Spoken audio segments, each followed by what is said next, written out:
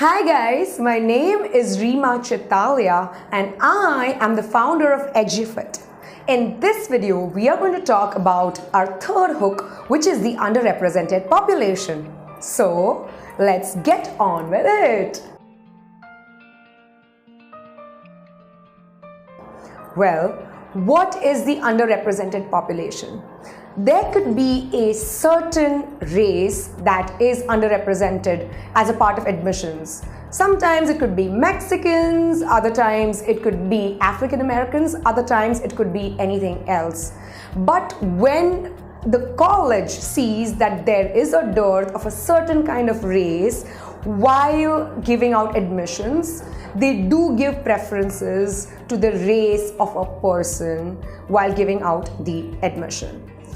This type of admission is either known as race-sensitive admission or affirmative action in the language of an independent counselor. Now, you would ask me, why is race taken into consideration?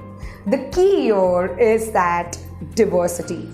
America is a melting pot of multiple cultures, and each of the cultures have progressed at a different rate.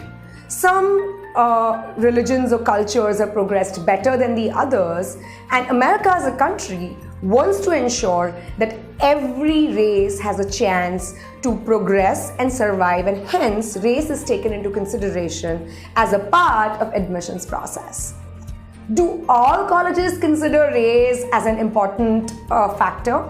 Well, the answer to this is it depends. Some schools do consider race as very important and go for affirmative actions, others don't. For example, state schools of California and Florida have to ensure that there is a good amount of diversity without even allotting any points from the standpoint of race. Whereas some of the more prestigious, selective and private colleges do consider race as an important factor. So it's not something that you can alter, meaning if you're born in a certain race, you're born in a certain race, but it is what it is. But just wanted to let you know that belonging to a certain race could be a catch for you if you are the person who stands out or is an outlier in that particular race. Alright? In the next video, we will talk about athletic recruits, which is our fourth hook. So, I hope you enjoyed this video. Please like, share and subscribe, and see you in the next one.